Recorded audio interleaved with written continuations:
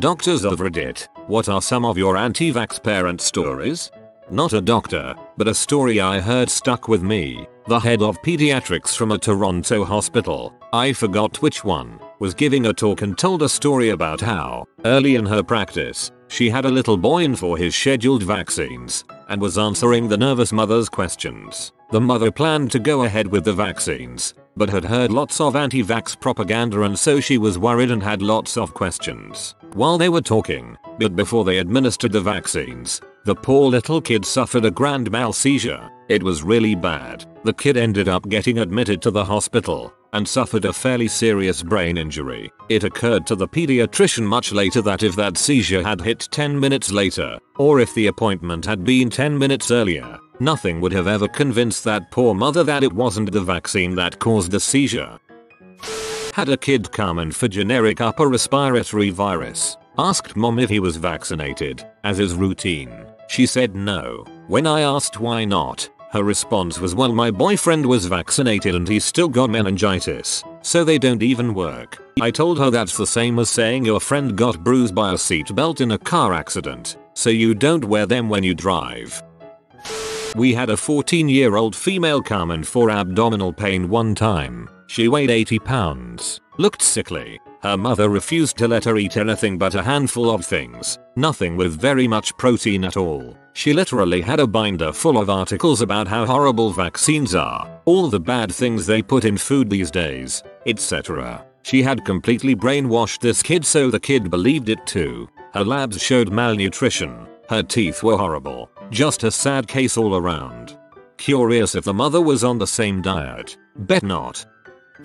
Had a 5 or 6 years old patient who had a super hippie mom. No reason for not vaccinating other than she doesn't want to, despite counseling many times. Kid also had asthma and would consistently come in for exacerbations despite prescribing appropriate controller meds. The amount of exacerbations just didn't make sense. One day, I sent my student to see him first while I called the pharmacy to see if his meds were received. The student came back saying I can't get a history from mom. She's literally falling asleep while talking to me. Also, pharmacy said the meds haven't been picked up from the last 3 visits. That was enough for me to call CPS. Mom was on drugs. Living situation deplorable. Last I heard, kid was moved to an aunt who caught him up with age-appropriate vaccines.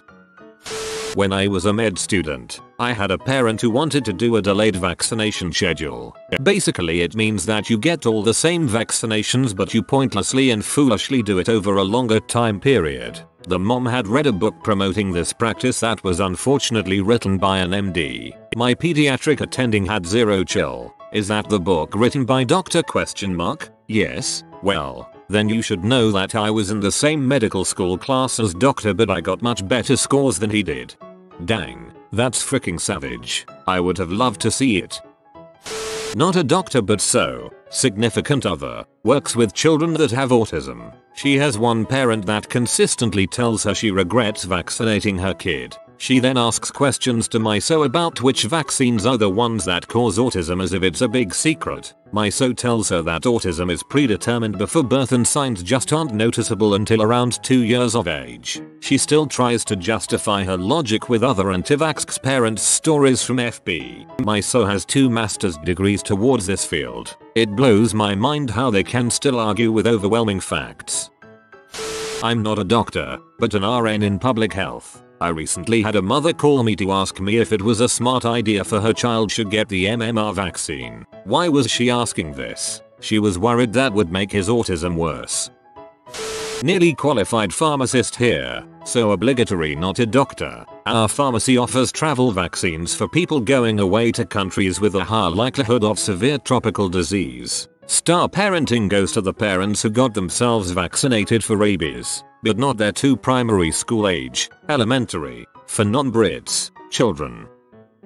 In medical school I saw a kiddo whose parents refused vaccines, and so when they were given the vaccine refusal form to sign, this form essentially said that the parents understood that refusing vaccines was against medical advice, that their kiddo could get sick from all those preventable diseases, and that they wouldn't hold the doctor practice liable for any complications that the kiddo may get from said preventable diseases. This mom pulled out a Sharpie and blacked out the part about the doctor not being held liable. The parents thought that we'd be cool with them just changing that form just for them, and they wanted the doctor to be held liable for their moronic choice. Of course this didn't work, and they were told to sign the form or they would be discharged from the practice and have to find another. They refused to sign and were told to leave after given a list of other pediatricians in the area.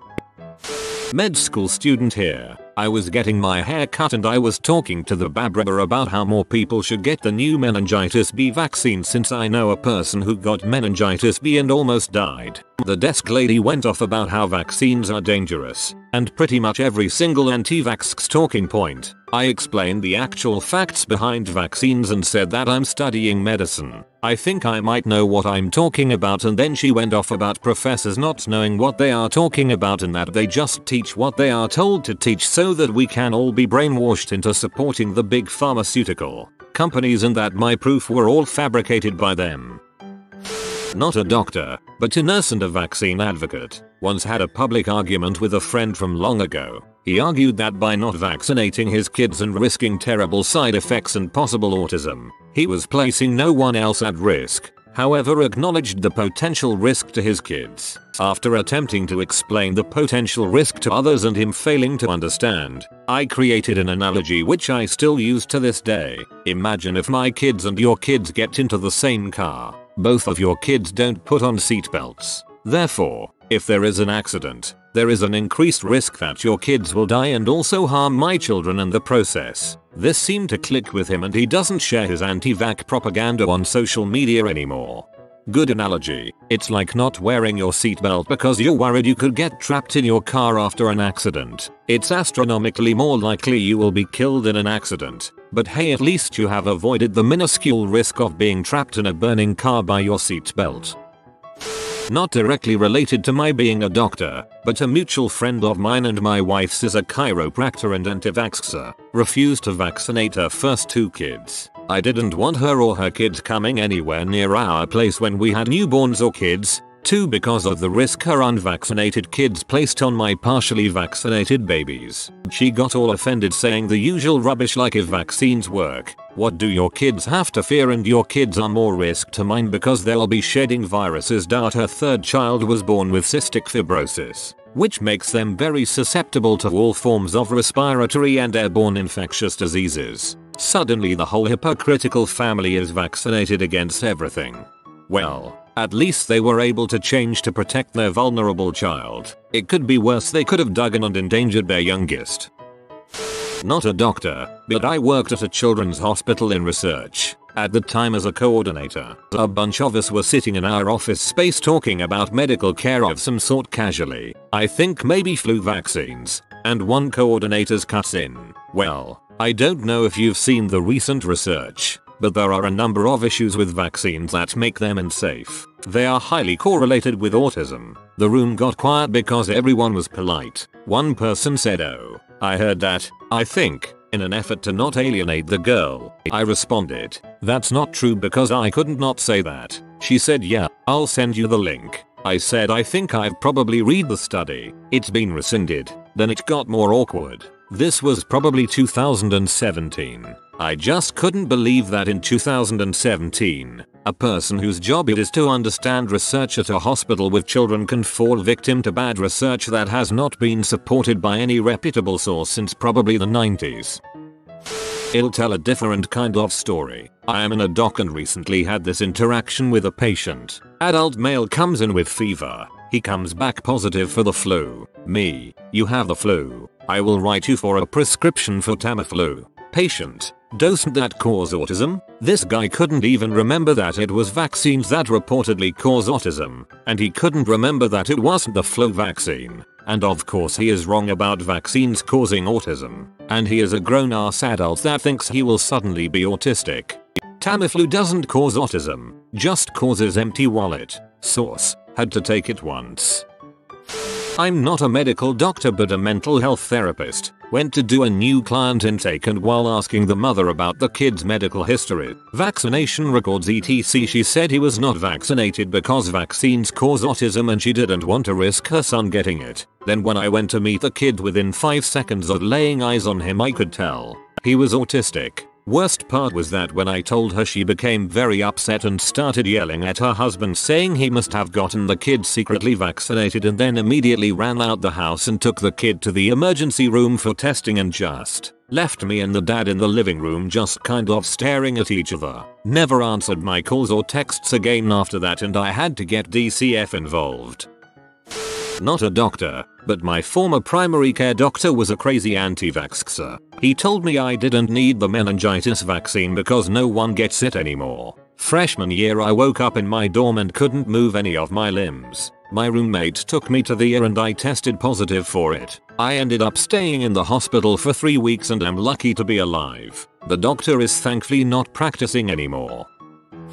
Pediatric resident here in the US. Our continuity clinic accepts everyone, including those kicked out of previous practices for anti-vaccination beliefs, which is a bit frustrating at times. Really, it's a mixed bag for how we can handle these patients. Ostracizing the parents is only going to build further barriers between provider and kid, so that doesn't help. Frankly, what has worked best in my experience is to try to understand where the families are coming from, explicitly asking what their thoughts are on vaccines to let them voice their misunderstandings. Oftentimes, this is the first time they've been allowed to talk about their questions and concerns regarding vaccines with a trained MD that doesn't just belittle them. Most frustratingly, it takes patience and time, assessing where they are regarding change, pre-contemplation, contemplation, etc. helps determine where we are for vaccinating them today, in a month, or in a few months. One thing that I do draw the line on is to make sure that we see these kids more frequently than normal children, as they are at higher risks for illnesses because they are not vaccinated. No room for negotiation on that point. This helps twofold. First, it helps build rapport with the family, but also secondly, if they decide to take a delayed schedule, which is still not ideal, but better than no vaccines, we can eventually catch them up to speed with their vaccinations by frequent return visits. Interestingly, it's always the yoga pants Karen types that are the anti-vaxxer, or pro-measles as I've been calling them lately, rather than the less educated single moms on welfare or the recent immigrants that speak no English. Ultimately, we're the kids' docs and their advocates, and are most effective when we ally with the families, or better put, get the families to ally with us. And do have to be stern after a certain point. It's a mix of being stern, but also compromising to work with families to provide their kids as much and the best, data-supported, care as possible. I work in a neonatal ICU. Our neonatologists also work as the pediatricians for the healthy newborns. Our medical director asked me to come with her to a mom's room because she anticipated some issues after speaking with the mom's nurse. MD explains the importance of vaccinations, vitamin K, and the state NBS. Mom, absolutely not. You need to do your research. MD, I'm double board certified, have a MD and a PhD in biomedical engineering, have 30 years of experience, and I'm the medical director for this hospital's pediatrics neonatal department. I am published in over a dozen journals. I assure you the risks are minimal and the benefits outweigh them for the safety of your child. Mom, I bet Big Pharma paid you to say that. I feel like Family Guy said it best. There's an episode where Lois and Peter kidnap this child to get him to a hospital because the parents believe prayer will heal their kid. So Lois eventually has to confront them and says something like, maybe the vaccines and medicines are God's answer to your prayers. So why keep praying if you're going to wipe your butt, with his reply. When I was a medical student, I had a 5-year-old patient who looked and acted like a 2-year-old. Failure to thrive. His mother was super weird. She shaved the sides of his head, somehow like a marine cut, but kept his back hair long. She refused to vaccinate him or even feed him certain foods. Her sister and her husband were trying to get custody of the child because his mother was weird and didn't take care of him properly. I suspect she was paranoid. She would literally fight and call you names if you attempt to suggest to put the kid on a proper hospital diet. She wanted to inspect the food first and make sure he eats only certain things. Long story short, the attending calling county and they took the child away from her. Good, holy crap, that neglectfulness and frankly abuse would have severely impacted that child later on. Not a doctor, but I'm a brother of the victim. My mom has this belief that vaccines cause mental illness. She forbid us to go to the doctor, and 6 weeks later my sister got sick and died from measles. I am now as distant from my own mom now.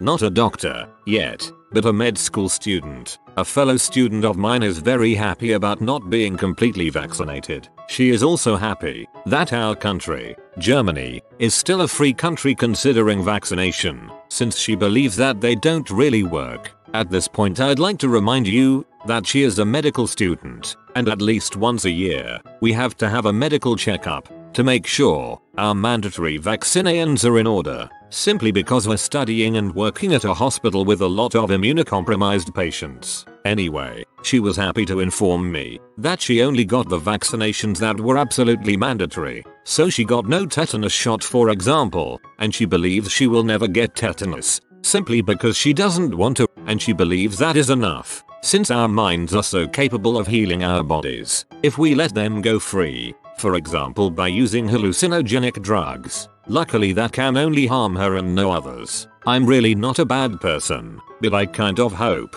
she cuts her foot on a rusty nail and gets a little bit of tetanus. Nothing that will kill her or in any way have a lasting effect on her, besides maybe convincing her that vaccinations work. I really don't want her to become a doctor.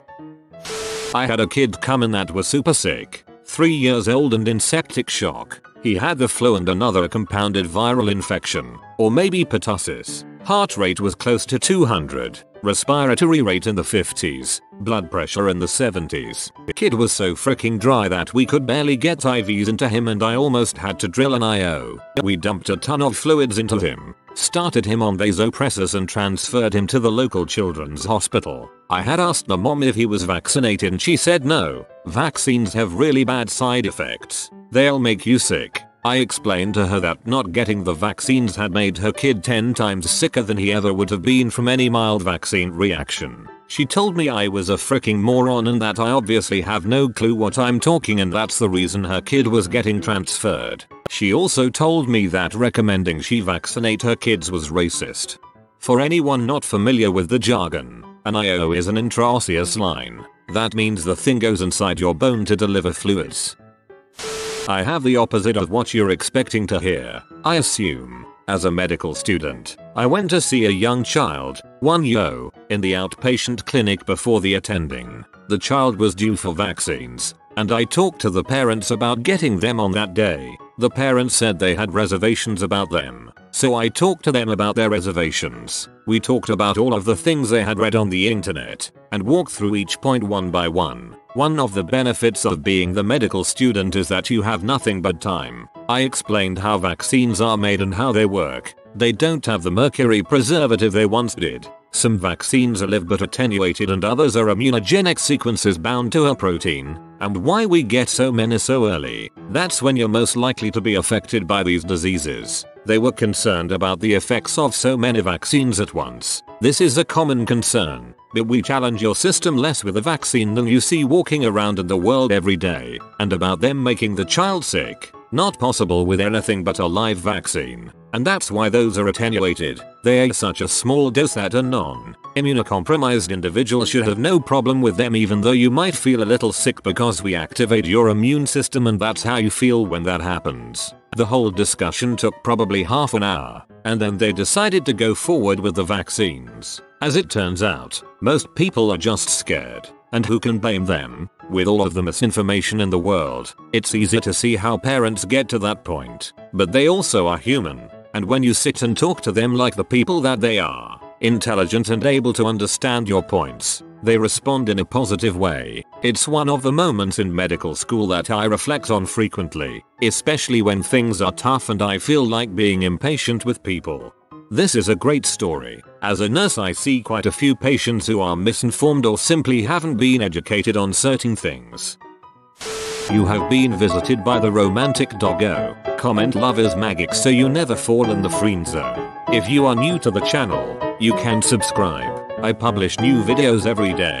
Until then, check another video, or don't. Either way, have a great day you magnificent people.